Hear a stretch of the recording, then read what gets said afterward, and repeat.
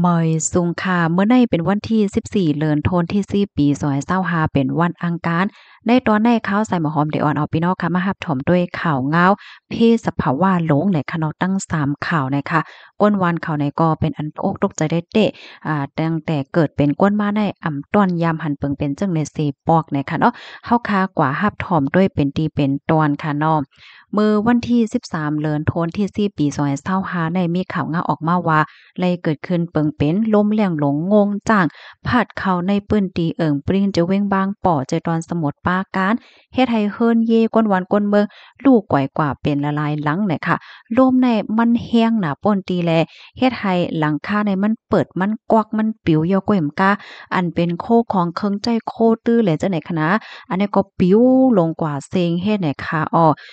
ลองตั้งเปิงเป็นมาได้ก็เป็นกว่าเมื่อพ่องโหคำวันที่12ตีป่นมานั่น ก้นวันเขาลาดในว่าตั้งแต่เกิดมาในภาวะจาดป่าใน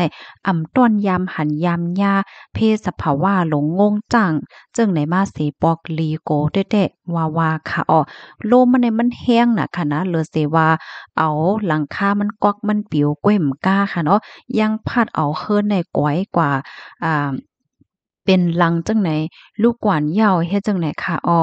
ค่ะอันนี้ก็เป็นกว่าที่สมุทรปราการค่ะนะ กำในเฮาคาสามารถด้วยเทียงตอนหนึ่งอันนี้ก็ล่มเลี่ยงลงพัดเข้าเหมือนกันอันนี้ซ้ำเป็นลมปั่นนะคะว่ามันเตปั่นให้เนี่ยตั้งพี่น้องค่ะที่ห้องว่าจังหือค่ะในเมื่อวันที่12เดือนธันวาคมปี2025ได้มีข่าวเงาออกมาว่ามื้อพ้องโหค่ำในเนาะวันโหค่ำของวันที่12นั่นค่ะนะเลยเกิดขึ้นเปิงเป็นลมเลี่ยงหลงพัดเข้าเอาหลังคาเฮิรนกวนวันกวนเมืองในกวากปิ๋วลูกกวยกว่าตั้งเสียงตั้งหมดในหาหลังในค่ะอันหลากหลายมาในคณะเฮิรนตั้งหาหลังในเป็นเฮิรนหมายเดียวกันเซ็งหมดเนี่ยค่ะเป็นหมายเฮิรน58มีไว้อยู่ดีหมู่ที่3เอิงเทพดาษเจเว้งบานโพใจตอนฉาเชิงเศร้าค่ะแม่เฒ่าละอ้องลัดเนี่ยว่าแม่เฒ่าอยู่ไว้ดีในเฮิรนเมื่อพ้องดีลมเลี่ยงลงมานั่นเฮ็ดจังไหนค่ะเนาะ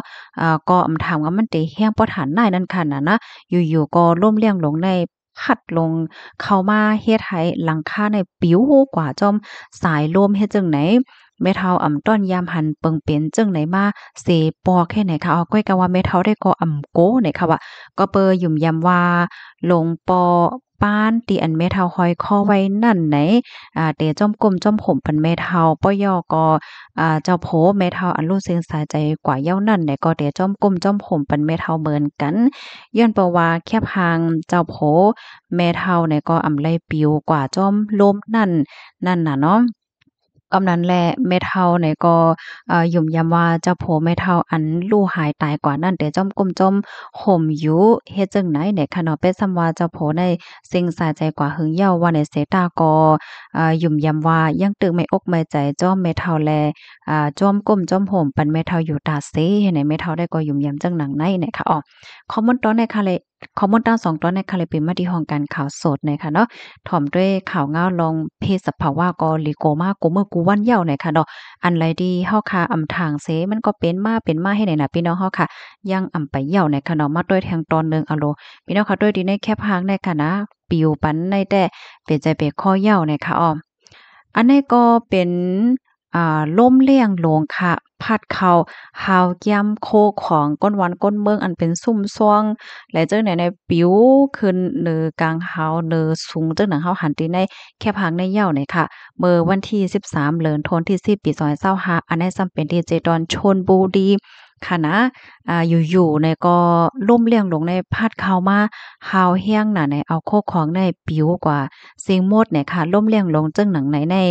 ต้นยามหันเสปอกปยกเปิ้นก็ตั้งโตตั้นคือเท่ไหนคะดอกตีอันเป็นได้ซ้ำมันเป็นตีเปิ้นขายตั้งกินตั้งยำว่าซองหวายเฮ็ดจังได๋คะนะเคิงใจโคตื้อโคของจังไหนก็ปิวขึ้นกว่าดีเหนือสูงโมดเฮ็ดจังไหนคะในแค่พังคลิปวิดีโอและจังได้เฮาคาเนี่ยก็เตหันแม่นล่มแรงลงได้พัดเข้ามาหนังฮาวแก้มๆอันเป็นเต้นค่ะเนาะซุ่มซ่องที่อันเปิ้นกางไว้ตังไว้และอันเสียงล้านเปิ้นเจอไหนโคของเคิงใจโคตื้อหลายๆมิ้วจังไหนก็ ปิวว่าโมดเฮ็ดไหนค่ะนะอย่าไปว่าโคของค่ะว่าพี่น้องค่ะตอนหนังโตก้นก็หญ้าลมในพัดปิวลงกว่าเหมือนกันเฮ็ดจังได๋เขาอันนี้ก็เฮ็ดให้ก้นวันก้นเมืองในเปิ้นตินั้นน่ะตกอกตกใจเป็นใจไปคอไผๆก็คัดใจคลิปแนดเลียนเอาโตรอดหั่งไผหั่งมันเฮ็ดไหนหันนะย้อนว่าลมแรงลงอันใดแน่มันหาวแรงและย่ามแรงหนาเนี่ยค่ะอ้อในก็เป็นข่าวเงาลองเพศสภาวะข้อมูลในก็ค่ะเลยเปิดมาที่ห้องการข่าวสดออกไว้เนี่ยค่ะเนาะตั้ง3ตอนใจดีเลียวกันค่ะนะตั้ง3ตอนก็เป็น3ตี3เว้งเฮ็ดจังได๋ค่ะอ้อในก็ขย้อนให้พี่น้องค่ะเขาจอยกันสะเปิ้นแพ่แชร์กว่าค่ะเนาะให้จังไรฟังสติกันไหนค่ะอ้อลมเลี่ยงหลงว่าเพศสภาวะว่ามือเหลียวในมันเหมือนมือกูปอกดีป่นมาเหย้าเฮ็ดจังได๋ค่ะอ้อ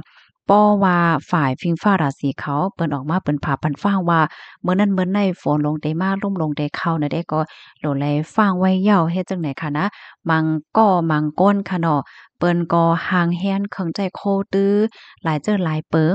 กว่าที่กาดมันเต็มมีกาดนัดเฮ็ดแหนมแจ้มังป้อมังไหลติวานได้ค่ะนะ